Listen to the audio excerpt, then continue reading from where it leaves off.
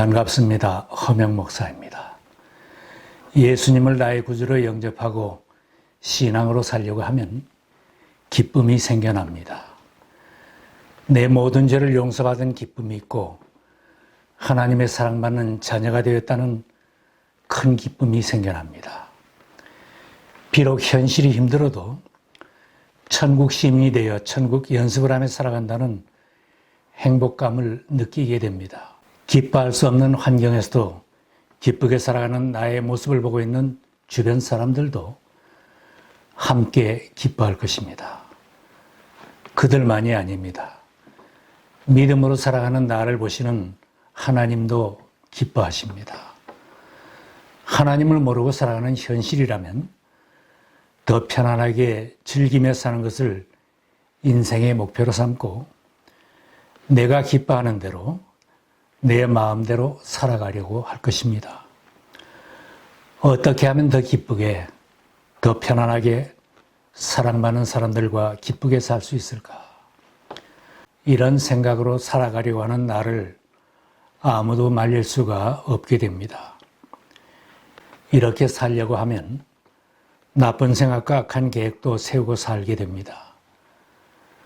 눈은 나쁜 것을 먼저 보려고 하고 입술은 나쁜 말이나 남의 험담도 쉽게 하려고 합니다. 육신을 기쁘게 하려고 쉽게 죄 짓는 길을 생각하게 되고 나쁜 일을 하는데 발빠르게 될 것입니다. 옛날이나 지금이나 세상과 주변의 환경은 부단히 그렇게 살라고 부추기고 있기에 세상 풍조를 따라 살아간다면 하나님을 기쁘시게 할 수가 없습니다. 결국은 자신도 슬퍼지고 하나님도 슬프게 하는 인생으로 전락하게 됩니다. 그래서 바울 사도는 믿음으로 사는 성도들에게 앞으로도 계속 하나님을 기쁘시게 하는 삶을 살라고 당부합니다. 여러분은 어떻게 살아야 하며 어떻게 하나님을 기쁘게 해드려야 할 것인지를 우리에게 배운 대로 하고 있으니 더욱 그렇게 하십시오. 우리가 어떻게 살아야 하나님이 기뻐하시겠습니까? 믿음으로 살 때 하나님이 기뻐하십니다. 히브리서에 말씀합니다. 믿음이 없이는 하나님을 기쁘게 해드릴 수 없습니다. 하나님께 나아가는 사람은 하나님이 계시다는 것과 하나님이 자기를 찾는 사람들에게 상을 주시는 분이시라는 것을 믿어야 합니다. 하나님을 기쁘시게 하는 것은 믿음이 기본입니다. 우리가 눈에 보이는 것, 귀에 들리는 것만으로 살지 않고 하나님의 약속의 말씀을 믿고 말씀을 따라 사는 것입니다. 믿음이 있으면 세계가 하나님의 말씀으로 지어진 것을 알게 되고 하나님이 계시다는 것을 의심 없이 믿게 됩니다. 하나님을 찾는 사람에게 상을 주시는 것도 확신하며 살게 됩니다. 히브리서에는 믿음으로 살아서 하나님을 기쁘시게 해드린 신앙의 선조들의 삶을 증언합니다. 자기 생각대로 예배드린 가인의 제사를 하나님은 기뻐하지 않으셨습니다. 그러나 하나님이 원하시는 믿음의 제물을 드린 아벨의 예배를 하나님은 기뻐하셨습니다. 믿음으로 아벨은 가인보다 더 나은 제물을 하나님께 드렸습니다. 믿음으로 산 에녹에 대해서도 증언합니다. 믿음으로 에녹은 죽지 않고 하늘로 옮겨갔습니다. 하나님이 그를 옮기셨으므로 우리는 그를 찾을 수 없었습니다. 옮겨가기 전에 그는 하나님을 기쁘게 해드렸다는 증언을 받은 것입니다. 노아 시대에는 사람의 죄악이 세상에 가득 찼다고 했습니다. 사람들이 마음에 생각하는 모든 계획이 언제나 악한 것을 보시는 하나님은 한탄하셨습니다. 그런 중에도 노아는 흠없이 하나님과 동행하며 하나님의 말씀에 순종하는 믿음으로 구원을 이루었기에 하나님이 기뻐하셨습니다. 믿음으로 노아는 하나님께서 아직 보이지 않은 일들에 대하여 경고하셨을 때에 하나님을 경외하고 방주를 마련하여 자기 가족을 구원하였습니다. 이 믿음을 통하여 그는 세상을 단죄하고 믿음을 따라 얻는 의를 물려받는 상속자가 되었습니다. 아브라함은 하나님의 부르심을 받았을 때 어디로 가야 할지 알지 못했지만 믿음으로 순종하며 살았기에 하나님이 기뻐하시고 복의 근원이 되게 하셨습니다. 믿음으로 산 사람들은 세상에서는 길손과 나그네처럼 살고 장막 생활을 하고 살았지만 하나님이 약속을 이루실 것을 바라며 살았고 보이지 않는 분도 보는 듯이 바라면서 견디어 냈기에 세상에서도 승리자가 될 수 있었습니다. 그들은 믿음으로 나라들을 정복하고 정의를 실천하고 약속된 것을 받고 사자의 입을 막고 불의 위력을 꺾고 칼날을 피하고 약한 데서 강해지고 전쟁에서 용맹을 떨치고 외국 군대를 물리쳤습니다. 믿음으로 산 선조들은 전쟁을 해도 군사력으로 경제력으로 이긴 것이 아니라 믿음으로 이긴 것입니다. 그들은 머리로 성공하고 뚝심으로 성공한 것이 아니라 믿음으로 성공한 것입니다. 오늘을 사는 우리가 세상이 악하고 타락했다고 한탄만 할 것이 아니라 믿음으로 사는 것이 중요합니다. 돈 잘 버는 것, 하나님께 많이 드리려는 것보다 먼저 내가 하나님을 잘 믿어야 합니다. 부모가 잘 믿고 내 자녀들이 믿음으로 잘 자라면 하나님이 더 기뻐하십니다. 믿음의 생각과 말을 하며 믿음의 행동을 하고 믿음으로 하나님께 예배드리고 살 때 하나님이 기뻐하시는 승리자로 사는 것입니다. 하나님의 가장 큰 소원을 이루어드리는 삶을 하나님이 기뻐하십니다. 부모님을 기쁘게 해드리려면 부모님이 자나깨나 기도하며 바라시는 소원이 무엇인지 알아서 그 소원을 이루어드리려고 한다면 부모님이 가장 기뻐하실 것입니다. 먼저 부름받은 우리들이 하나님의 가장 큰 소원이 무엇인지를 알아서 그 소원을 이루어드리려고 한다면 하나님이 기뻐하실 것입니다. 바울 사도가 하나님이 바라시는 마음을 알려줍니다. 하나님께서는 모든 사람이 다 구원을 얻고 진리를 알게 되기를 원하십니다. 사도 요한도 세상 만민을 사랑하시는 하나님의 마음을 알려줍니다. 하나님이 세상을 이처럼 사랑하사 독생자를 주셨으니 이는 그를 믿는 자마다 멸망하지 않고 영생을 얻게 하려 하심이라. 하나님의 큰 소원을 알아차린 사도 바울은 하나님을 기쁘시게 하려고 복음을 전하는 선교사로 나섰다고 했습니다.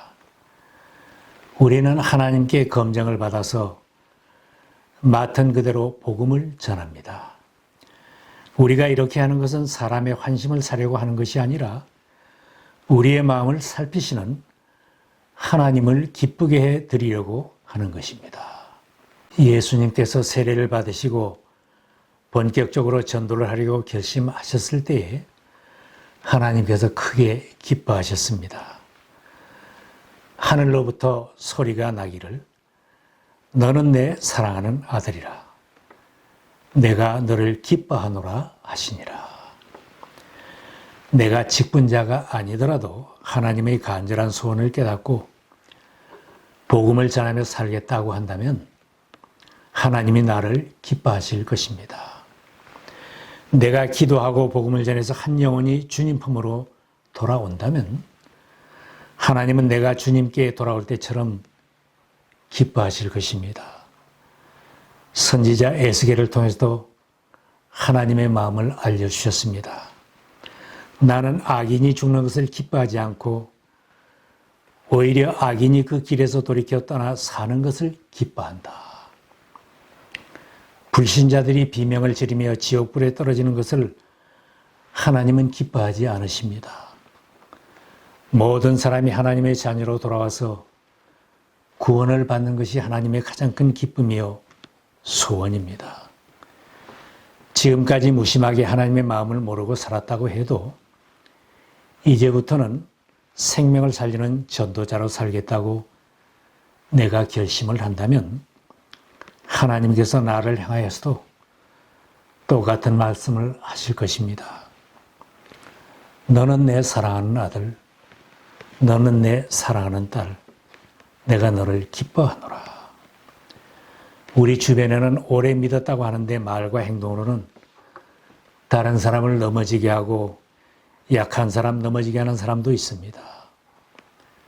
천국문을 가로막고 나도 못 들어가고 남도 못 들어가게 하고 있지만 확신을 가진 나는 더 이상 세월을 헛성하지 말고 이런 자를 찾고 넘어진 사람을 일으키는데 힘써야 합니다.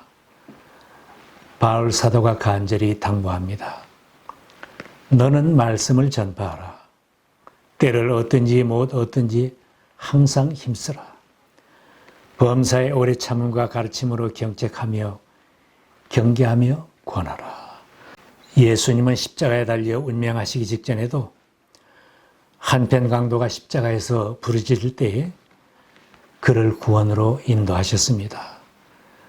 내가 진정으로 내게 말한다.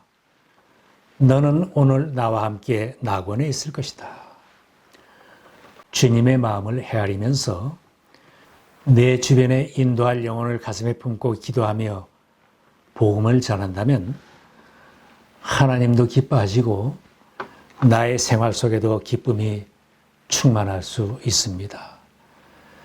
내가 마음먹고 복음을 전하려고 기도를 시작하면 하나님의 손이 함께 하심으로 영혼들이 주님 품으로 돌아오게 되고 교회가 부흥되어 하나님이 기뻐하시는 역사가 나타납니다. 하나님이 바라시는 뜻대로 살 때 하나님이 기뻐하십니다. 바울 사도는 하나님을 기쁘시게 해드리는 우리의 삶을 가르쳐 줍니다. 하나님의 뜻은 여러분이 성결하게 되는 것입니다. 여러분은 음행을 멀리 해야 합니다. 각 사람은 자기 아내를 거룩함과 존중함으로 대할 줄 알아야 합니다.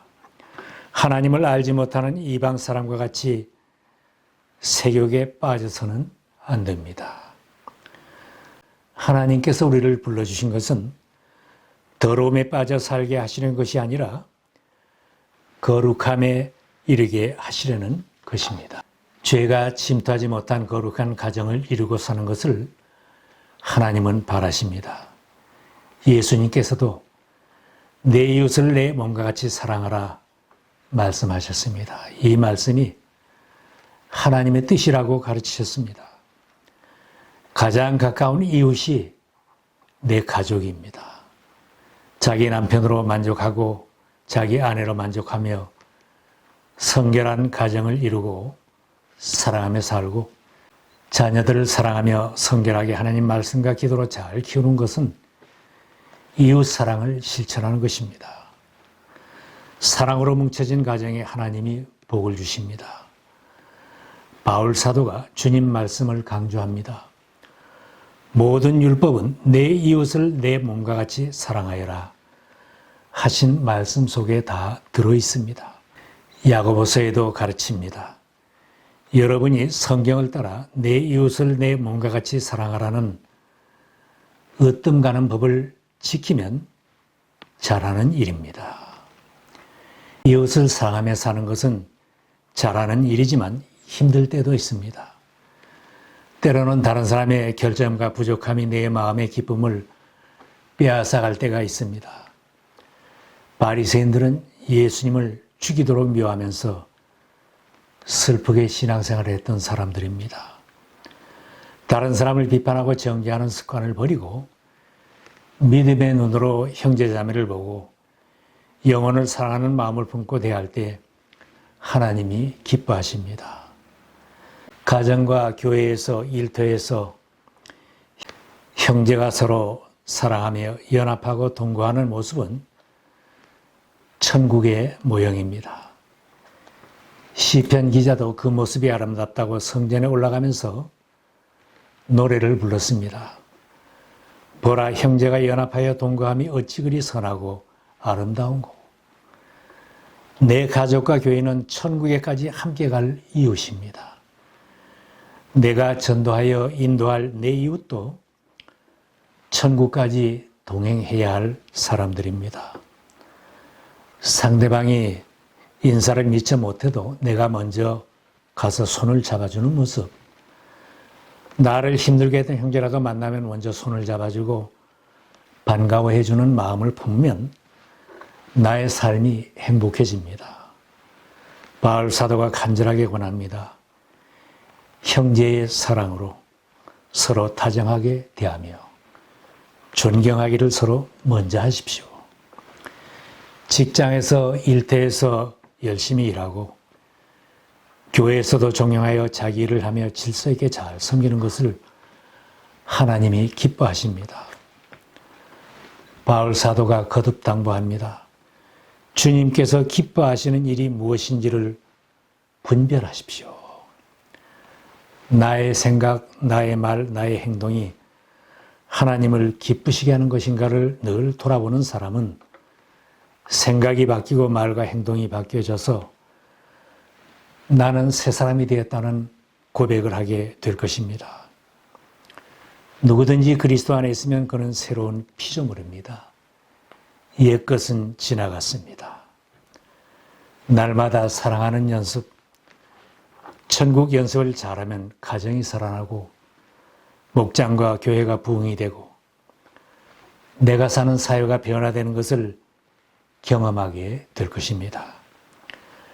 나도 기뻐하고 하나님도 기뻐하시는 아름다운 신앙의 삶을 살아가는 것입니다.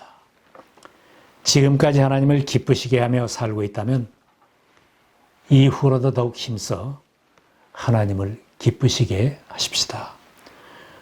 우리 모두가 하나님의 사랑받는 자녀들, 하나님의 기쁨이 다 될 수 있기를 간절히 바랍니다.